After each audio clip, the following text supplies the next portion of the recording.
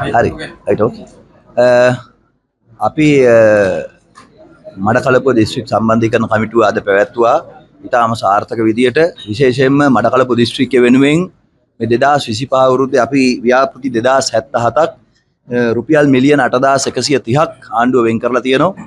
ඒවා විශේෂයෙන්ම ව්‍යාපෘති හැටියට මිලියන 843කුත් ඒ වගේම පළාත් ආණ්ඩුකාරතුමාගේ අර්ථය මිලියන 1568ක් ඒ වගේම මධ්‍යම රජයේ ව්‍යාපෘති හැටියට මිලියන 1568ක් පළාත් සභාව හැටියට මිලියන 2165ක් සහ විදේශ ව්‍යාපෘති හැටියට මිලියන 752ක් ආදී වශයෙන් අපි මිලියන 2800ක් ආදී වශයෙන් වෙන් කරලා තියෙනවා. ඉතින් අපි හිතන්නේ මේ මිලියන 8000ක් ව්‍යාපෘති ක්‍රියාත්මක කරද්දී මේ ව්‍යාපෘති 2077 මේ වසර තුර සාර්ථක කරන අතරෙම මඩකලපුව දිස්ත්‍රික්කයේ මුහුණ දෙන ප්‍රධාන ප්‍රශ්න කිහිපයක් තියෙනවා. මේ ව්‍යාපෘති වලින් ආවරණය කරන්න අමාරු. විශේෂයෙන්ම ගම් වතුර තත්ත්වයන් නිසා නිරන්තරයෙන් මඩකලපුව ප්‍රදේශයේ යටවීම.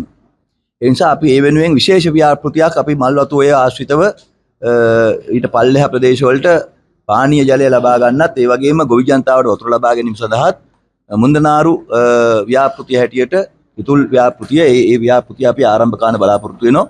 ඒ සඳහා බිලියන 2ක විතර මුදල් වෙන් කිරීමක් අවශ්‍යයි. දැනට අපි යෝජනා ඉදිරිපත් කළා තියෙනවා. ඒ වගේම ලබන අවුරුද්දේ අපි බලාපොරොත්තු වෙනවා අයවැයෙන් දැනට ජනාධිපතිතුමා මේකෙන් විශේෂ අවධානය යොමු කළා තියෙනවා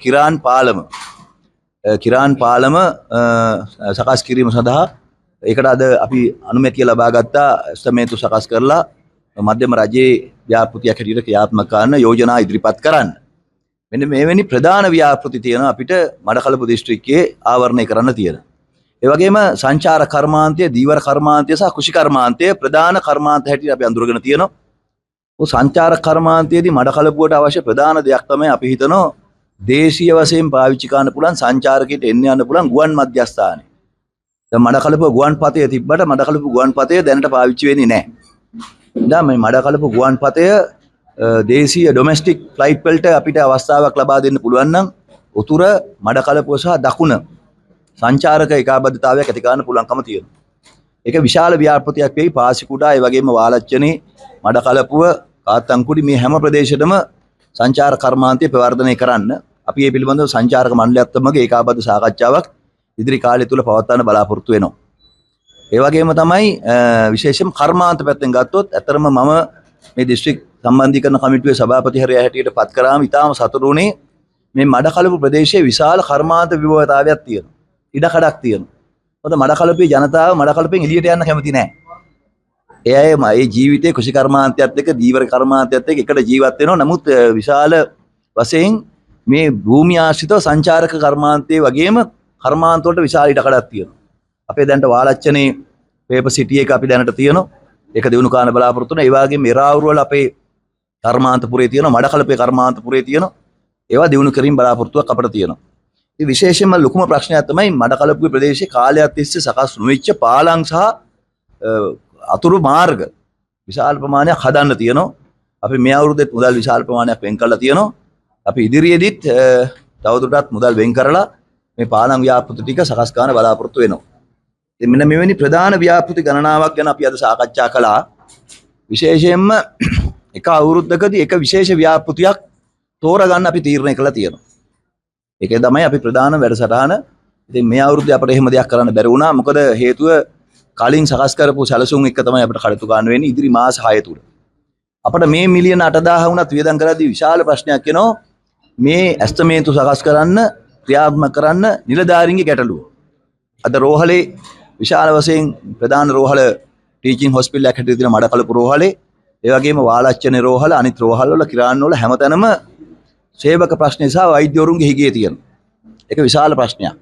ඒ වගේම අනිකුත් ආයතන වල ගත්තත් එහෙමයි. ඉංජිනේරුවරුන්ගේ ඇස්තමේන්තු සකස් කරන අයගේ ටීఓ මහත්තුරුන්ගේ හුඟක් වේකන්සිස් තියෙනවා. ඉතින් අපි අද තීරණය කරා ඇත්තටම මේ අපේ ව්‍යාපෘති ටික ඉක්මන් කර ගැනීම සඳහා කැබිනට් මණ්ඩලයේ විශේෂ අවසරයක් හරි අරගෙන පෙන්ෂන් ගියපු විශ්‍රාම ගියපු නිලධාරීන්වත් පුළුවන් නම් මේ එක එක ව්‍යාපෘති අවසන් කිරීම සඳහා කැඳව ගන්න. මොකද එහෙම නැතුව අපිට මේවා ඉක්මනින් ඉවර කරන්න හැකියාවක් නැහැ. ඉතින් අපි බලාපොරොත්තු වෙන්නේ මේ මුදල් නැවත භාණ්ඩාගාරයට යන්නේ නැතුව මේ නැගෙනහිර පළාතේ විශේෂයෙන් මඩකලපුව වගේ දියුණු කරන්න පුළුවන් දිස්ත්‍රික්කයක් දියුණු කිරීම සඳහා වෙන් කරගන්න. ඒ ඇත්තටම ඉතිහාසයේ පළවෙනි වතාවට තමයි මඩකලපුවේ නොවන മന്ത്രിවරයෙක් දිස්ත්‍රික් සම්බන්ධීකරණ කමිටුවේ සභාපති ධූරයටපත් වුණේ. ඒ වගේම මම අපේ മന്ത്രിවරු කියපු ආකාරයට 1994න් පස්සේ තමයි කැබිනට් ඇමතිවරයෙක් මේ දිස්ත්‍රික්කයේ සම්බන්ධීකරණ කමිටුවට සම්බන්ධ වෙන්නේ. ඉතින් ඒකේ වාසිය තමයි අපි ඉදිරි සම්බන්ධීකරණ කමිටු හැම එකටම කැබිනට් අමාත්‍යවරයෙක් තවත් එකතු කරගන්න බලාපොරොත්තු වෙන මේ විශේෂ ප්‍රශ්න වෙනුවෙන්. ලබන මාසේ අපේ සම්බන්ධීකරණ කමිටුවට අපි පරිසර අමාත්‍යතුමාට ආරාධනා කරලා තියෙනවා. මොකද මඩකලපුවේ තියෙන විශාල ප්‍රශ්නයක් තමයි වනාලි ගැටලුව, අලි වැට සම්බන්ධ ප්‍රශ්න, ඒ වගේම වනාන්තර සහ තෘණ භූමි, ගොවියන්ට තියෙන තෘණ භූමි වෙන් කරගන්න බැරි ප්‍රශ්නේ. දැනටත් අපිට විශේෂ කාලයක් තිස්සේ ප්‍රාදේශීය ලේකම්කාර 15කට තෘණ භූමි වලට අක්කර 26000ක් වෙන් කරන්න ගැසට් කරලා තියෙනවා කියලා තිබුණා. ඒවට කැබිනට් එකට ගිහිල්ලා නමුත් කැබිනට් එකේ අනුමත වෙලා නැහැ. ඉතින් එවැනි යෝජනා තියෙන ක්‍රියාත්මක කරන්න වෙන. ඉතින් විශේෂයෙන්ම අපි ලබන වාරයේදී අපි බලාපොරොත්තු වෙනවා පරිසර අමාත්‍යතුමා කැඳවගෙන වනජීවී සහ වන සංරක්ෂණ අමාත්‍යාංශයට අදාළ ඒ අනිකුත් ආයතන කැඳව ගන්න. ඊළඟ අගෝස්තු මාසේ සම්බන්ධීකරණ කමිටුවට අපි කැඳව ගන්න බලාපොරොත්තු වෙනවා මහජන ආරක්ෂාව පිළිබඳ අමාත්‍යතුමා සහ පොලිස්පතිතුමා ඇතුළු ඒ පොලිසිය භාර මහජන ආරක්ෂා භාර නිලධාරීන්. ඒකට ප්‍රධාන හේතුව තමයි මඩකලපු දිස්ත්‍රික්කයේ හැම ප්‍රාදේශීය ලේකම් කොට්ටාසයකම වසංගතයක් වගේ තියෙන මත්ද්‍රව්‍ය ප්‍රශ්න. පාසල් දරුවන් පවා ඒකට අබ්බැහි වෙලා තියෙනවා. නීති විරෝධී මත්ද්‍රව්‍ය මත්පැන් පෙරීමේ කටයුතු සිද්ධ වෙනවා. ඒක නීත්‍යානුකූල නැහැ කොහෙත්ම. නමුත් ඒවා නිලධාරි මට්ටමින් ක්‍රියාත්මක කරලා දැන් නවත්ත ගන්න බැරි මට්ටමේ තියෙන ප්‍රශ්නයක් වෙලා තියෙනවා. ඒ නිසා පොලිස්පතිතුමත් ඒ වගේම මහජන ආරක්ෂා පිළිබඳ අමාත්‍යතුමත් අගෝස්තු මාසයේ අපි ආරාධනා කරනවා මඩකලපු සම්බන්ධීකරණ කමිටුව රැස්වීමට සහභාගී වෙන්න. ඒ අතරමැද අපි නැවත වතාවක් දීවර කර්මාන්ත සම්බන්ධයෙන් දීවර අමාත්‍යාංශ නිලධාරීන් ඒ වගේම වාරි මාර්ග සම්බන්ධයෙන් කියන ගැටළු වලට වාරි මාර්ග කටයුතු භාර නිලධාරීන් කැඳවලා අමතර රැස්වීම පවත්වන්නත් බලාපොරොත්තු වෙනවා. ඒ නිසා අපි විශේෂයෙන්ම නැගෙනහිර පළාතේ දියුණු කළ හැකි දිස්ත්‍රික්කයක් හැටියට මඩකලපු දිස්ත්‍රික්කය විශේෂ අවධානය යොමු කරලා තියෙනවා. ඉතින් මම බලාපොරොත්තු වෙනවා මම කාලයක් තිස්සේ ඔබ දන්නවා මාධ්‍යවේදීන් හැටියට මඩකලපුවේ ඔබත් එක්ක විපක්ෂයේ ඉඳගෙන කටයුතු කළා.